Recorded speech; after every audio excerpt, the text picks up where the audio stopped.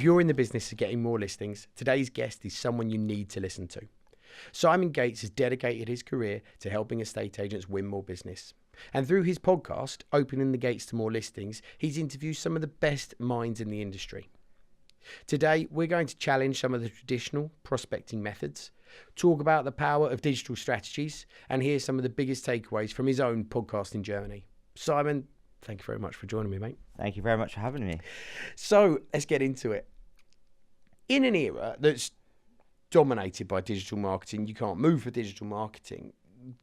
What are your thoughts on the traditional methods like door knocking? Do they still hold value for estate agents?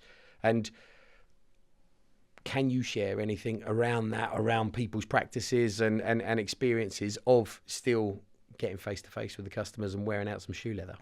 Yeah, I think in an ideal world, you shouldn't have to go door knocking. So you become an attraction agent, which a lot of people do online these days. I think when we speak about that, it makes me think of Daniel Priestley, who we've obviously both gone and seen speak live with Key Person of Influence. But in terms of door knocking, the business I worked in was established for like 50 to 60 years when I was running a branch. I had valuations booked in my diary, so there wasn't a need to door knock. However, we were specialising in the mid to premium end of the market. Now, if I was going out on a valuation, and I do, let's say, a couple a day, if I knew I was driving past a house that was on the market with someone else and we'd not been called to it, I was curious to find out why we'd not been called to it. So that was how I got introduced voluntarily to door knocking. Okay. So it wasn't like a prospecting strategy per se, it was market research. Yeah. And then once I started seeing the online content and someone like Christopher Watkin, who'd obviously talk a lot about frozen pea method, I was like, I'll give that a go then. And I think in 2019, in my last year in agency, which seems mad to say now, home search was just coming about and I was printing off a home search report. I'd knock on someone's door and genuinely could say, I can't stop. I've got an appointment down the road, but I know your house on the market. I wanted to leave this report with you. And it was unbelievable. Yeah. And you, from maybe the balance, I suppose, from an agent's life cycle, from startup to establishment and maybe the balance within an agent's week, what sort of portion of that week or time journey would you give to something like door-to-door prospecting? So for an established agent like I was, in terms of the brand I worked with, it was literally habit stacking. So I was already going out on appointments, just add it on. Yeah. It literally took 5 minutes to prep a report and then knock on someone's door. More often than not, they weren't in. This is obviously pre-COVID. But if I was setting up today and I'm Simon Gates estate agents, whether that's a high street office or in one of the many brokerage options out there, I'd be going out and I would be door knocking and I'd be spending a lot of time on it every day, where I think that it's acceptable to be knocking on someone's door. So outside of breakfast time and bedtime, I'd be knocking on their doors. And the beauty of our industry is that, and I was having this conversation with Simon Ledbetter yesterday, is that people put a sign outside that basically says, help me. Like when it says for sale, that means help me. And if you came from America to the UK and you told an American realtor, oh, by the way, you can knock on doors in this country. They'd be like, what? You can do that? So they'd think it's a madness for any agents who weren't knocking on doors. Brilliant. A massive miss for anybody that's 100% not quite got around it. So you take personal development really seriously. We've spoken many times and been to some of the same events and stuff, which is brilliant and stuff that I love. So I wanted to ask a question around this. On the learning journey and some of the things that you're seeing, what's a big trend that you're seeing right now, and maybe something new that you've changed and adapted within your own life that you've picked up along the way? I think the biggest trend for me, would be actually that when you think of learning, 99% of people on the internet are consumers of content, and the real big learners are the creators, that 1%. So I've tried and really position myself as a content creator rather than a content consumer. And it's that gap between idea and execution. So the trend I see from the very best people I've interviewed is that gap between idea of learning and then execution is minuscule. The ones who don't succeed, they're just in a constant cycle of learning, rather than actually creating. Yeah, we talk about that as like action takers, and it is that person that walks away from an event on that, with a list of things to do. In terms of walking away from an event, something I really do pride myself on is that going to these events and you've got shelf development or self-development, and after that Daniel Priestley event that we were both at unknowingly, and then the next day we recorded a podcast, right, for my podcast. And I can't remember if it was in the actual conversation of the podcast or just before. I think it was just before. I was like, well, there's some questions that Daniel Priestley asked, I think, of Ali Abdel. He did. And I was like, I wrote them down. I was like, yeah, great questions. I'm going to add them into my podcast. So what do I do the next day? Idea to execution is less than 24 hours. I went, right, let's try them on you. Yeah. Even though I didn't know the question inside out, didn't maybe fully understand. It's like, there's no time like the present to start asking it and get better every time I ask it. And interestingly, I think you mentioned on that podcast a book that I've then since gone away and read and have recommended to others. So it is definitely, I think, life's for the action takers. And actually a lot of this stuff we can continue because there's always going to be something new to learn. There's always going to be a new technology to try. But unless you do something, you're invariably going to do nothing. I think that public accountability is really important as well. So I didn't realise what I meant at the time, but there was a couple of occasions, at least on webinars in my home search days towards the end of 2022, and I called 2023 the year for action. Genuinely can't remember what I meant by that, but by the end of January I quit my job and started a business. So I don't know what it was within me, but I was like, 2023 is a year of action. And took that action of stopping to drink alcohol actually for a brief period.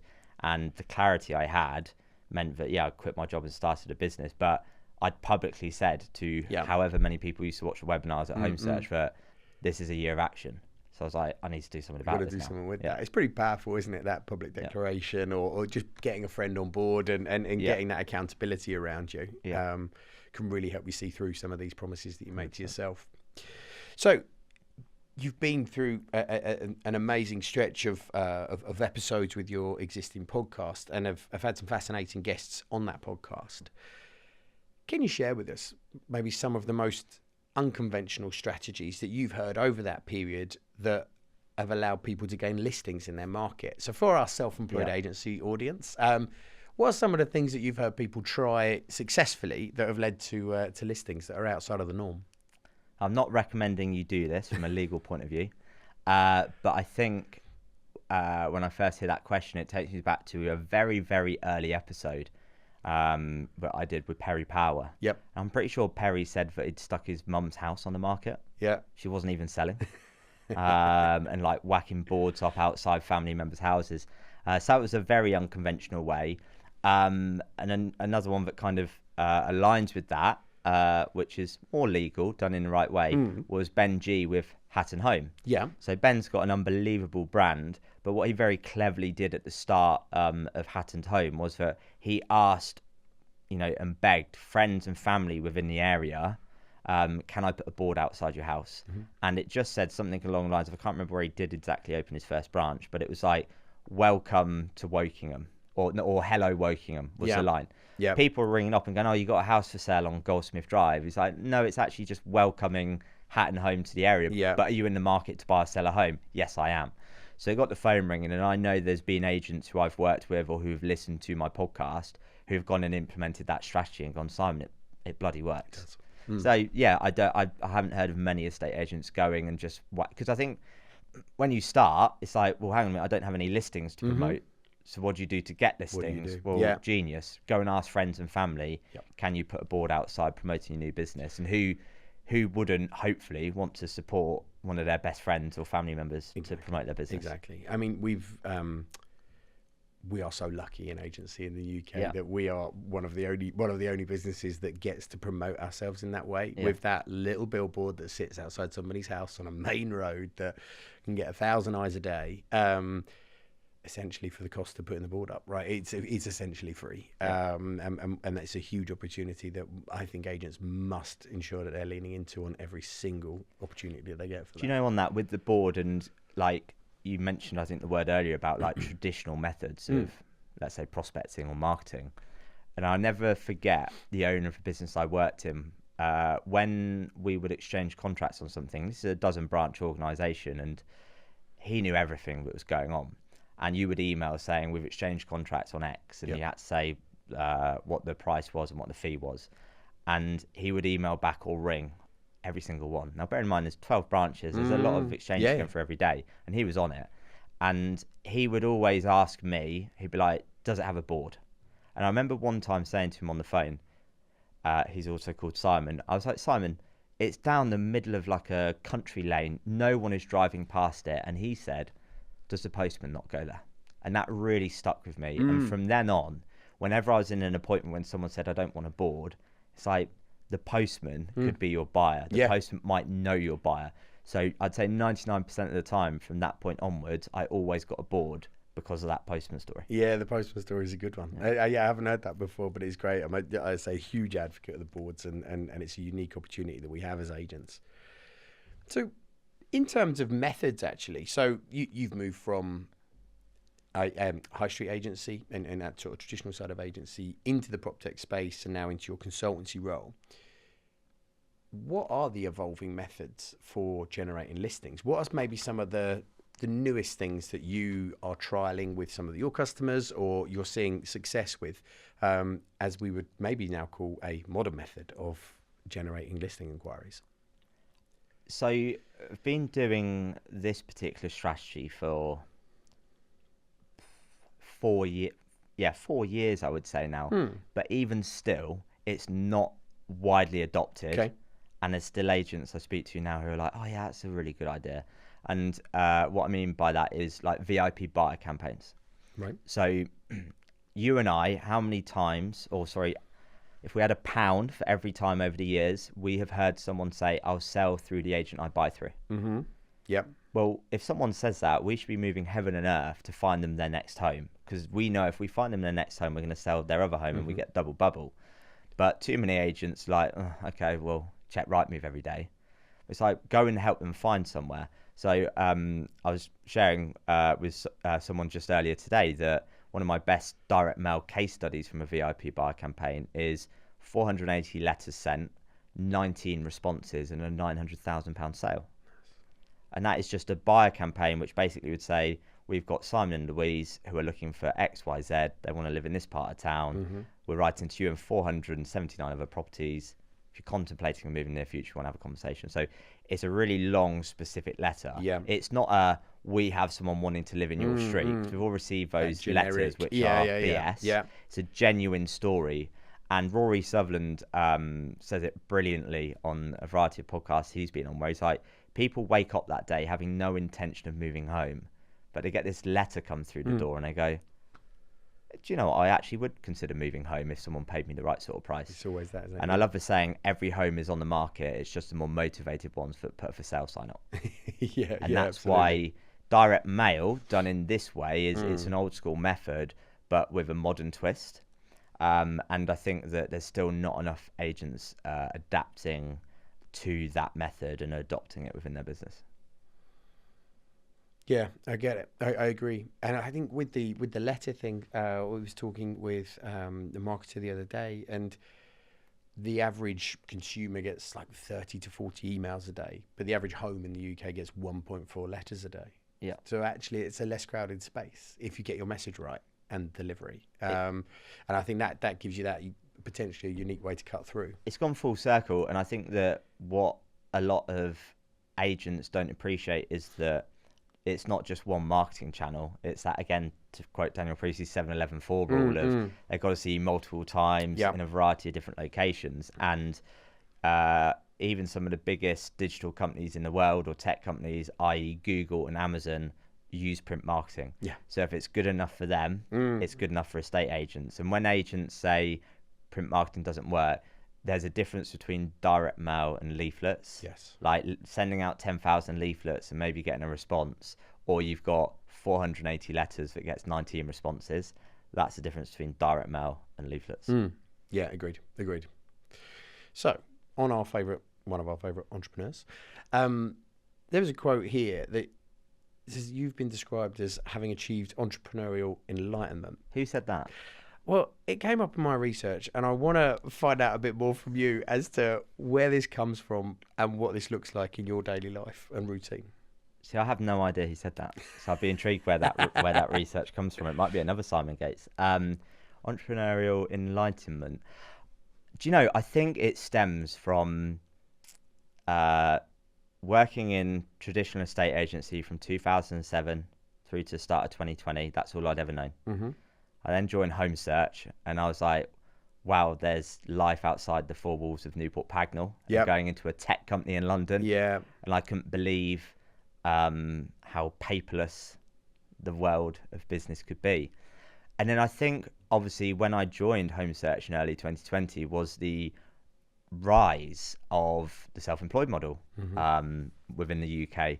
And I was spending so much time dealing with UK self-employed estate agents, which I maybe felt a bit like a fraud in that I'm telling them how to create a business and generate business from the comfort of a salary. Yeah. And I don't know, I think that just played on my mind. And then as time went on at Home Search, I think what I realised at Home Search and when I was an agent, in those two jobs I've only ever had in my adult life, I had a business within a business. Yeah. So I never understood when someone would come to work at 9 o'clock, take an hour's lunch, leave at 5 and take all their holiday.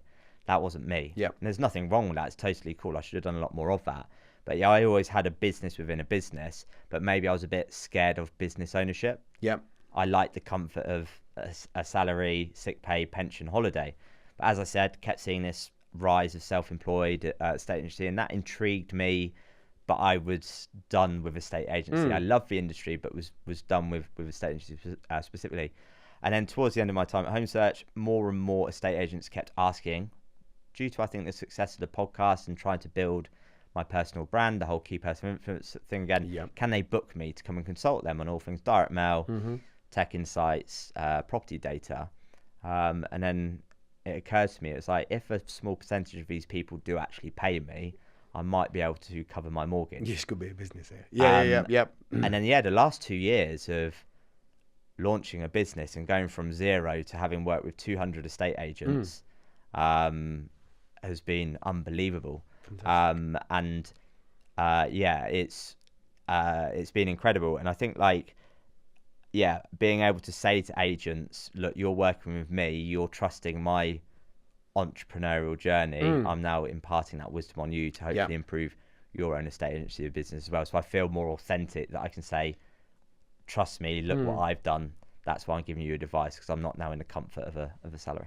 And I think in the weirdest of ways, it is a true statement in the fact that you have been able to transition successfully into running something that is your own journey. It is your own business. It's at your own direction, and you can pour all of your time and energy into that now, knowing that the full reward is yours as it's your entrepreneurial path and your business.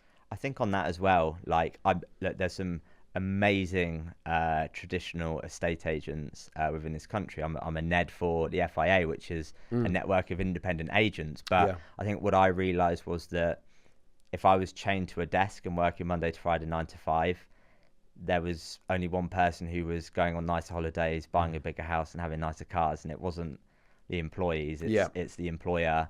And something I've heard recently at an event I was at was about giving employees equity within a business. And I found that really interesting. I was like, you think of, again, the rise of the self-employed world.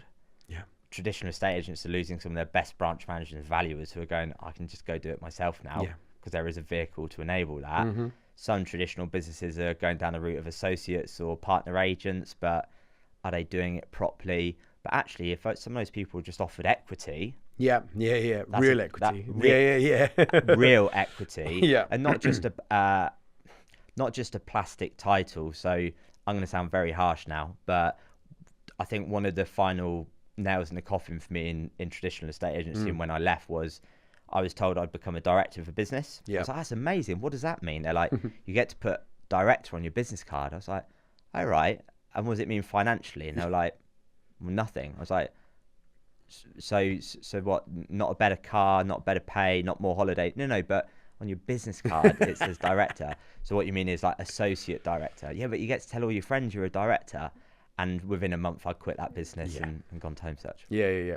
It's not that path that lots of people want to go on. I think their eyes are open to it now, and there's nothing quite like the equity of your own business. Exactly. And when you've done the hard yards in building your skills and experience to then go and deploy that for yourself to your own ends, I think is one of the best moments. So, in a roundabout way, mate, I think we might have started a trend. that might come up again. So, two more things back in the listings expertise, which is where you are and it's your comfort. Can you share any digital strategies that people have used successfully, maybe employing the social media to generate listings? Yeah, and I don't think it's a question I've been asked before, and it's a question I would love to answer, because I get maybe pigeonholed into being the direct mail guy. Yeah. But actually, on the social media side of things, I think my following at the time of recording on Instagram is like 2,500 followers, which is minuscule to some people. It's a great figure to others. But I've spent no money on marketing in the last 2 years. Mm-hmm. I've done no ads, so in terms of digital sponsors, all that sort of stuff, not got a clue. But in terms of getting organic reach, I know what works. And two very simple methods are the Dream Price campaign and the Dream Home campaign. Okay. I promise any agents listening or watching this now, do it, because it works. So the Dream Price campaign would go something along the lines of this on Facebook or Instagram. Finish this sentence for me. If I could sell my house for X this spring, I would list my home. Okay. What's your number? I've had agents who have gone, Simon, you wouldn't believe it, 10 people DM me on Instagram saying, my number's 500 grand. Right. Great, Lee. What's your address? Let me see how realistic those figures are, and let's see if it's something we can work with. Brilliant. And then the opposite of the Dream Price campaign is the Dream Home campaign. Finish this sentence for me. My dream home looks like X. And then, location, size, specification. And then someone DMs you going, I want a 4-bed, stone-built detached property of 1/2 an acre in Newport Pagnell. Mm-hmm. Great. Well, nothing exists on Rightmove at the moment, but I've used a bit of tech and 50 homes match what you're looking for, Lee. Would you like me to go and target them for you? So those are two digital strategies. Brilliant. Which cost you absolutely nothing. And the beauty of social media today was, 5-10 years ago, it was all about followers. Mm-hmm. Yet you don't need to have one follower and you can go viral. Yes. So just have the right content and people will sit. Yeah. And it's a huge proportion of the content that you actually see comes from outside of your people you follow now anyway. So yeah, it actually doesn't matter. Good content wins the race. So looking ahead, can you see any other emerging trends coming in the estate agency sector that we should look at and embrace to be able to stay competitive? I think in terms of trends which we're already seeing, and I've said this in conversations a lot over the past couple of years, we will continue to see the rise of the self-employed world. I think it's just, and again, Daniel Priestley talks about it a lot. He's getting too much airtime in this conversation. He needs to pay us. But he talks about like the Industrial Revolution being outdated. And I'm in complete agreement with that. So I think self-employed will continue to rise. And I think having competition with different brokerages is a good thing, because it will help the homeowner out. It'll also help the agents out who want to go down that route. Yeah, I think we'll continue to see acquisitions. I don't think a week goes by where there's not announcement of acquisitions. So you're going to basically get you've three markets really. You're going to get these massive corporate organisations. You're going to get the self-employed part, and then you're still going to get your, let's say, one branch traditional high street estate agency. I think those are going to be three core. And then the other thing, big statement from me, but the cheapest estate agency at the moment is free. I think the cheapest estate agency in the near future is actually going to pay sellers to list. So let's say, for example, and I think it will have to be well funded and heavily backed, and it will probably raise a lot of money but won't succeed in the long term. But it will basically be a, let's call it Simon Gates estate agents, and it's like, Lee, you want to list your house, I'll pay you 500 quid, just random number, but I'll pay you 500 quid and I'll put it on Rightmove. But basically what I'm trying to do is that I'm going, well, if I can get buyer leads come in, I'm then going to try and sell them conveyancing, mortgages. And that's, I think, the three two trends are already happening. I think will continue to happen more. And then that last trend in terms of sellers will actually be being paid. Yeah, it's how do you get to list their home free, it's got to go the other way, isn't it? I suppose. Yeah, and I think actually there's more ancillary services that actually we're involved in. I think lots of big businesses would love access to our data as to when we start engaging with the customer. They'd love to be involved as early in that process as we are. So I think beyond finance and legal services, there are plenty of other things that agents can get involved in to be able to support that whole journey, and create more of that sort of blended fee that can come from all of those areas and helping other businesses. Well, look, mate, thank you. I've tried to move it around a little bit, not just on listings, but I think there was some great insight and some great tips. I love the Dream Home campaign, and want to thank you for your time. Thanks for coming and spending it with us today, and hope you enjoy the rest of your day, mate. Thank you. Very welcome. Thanks for having me.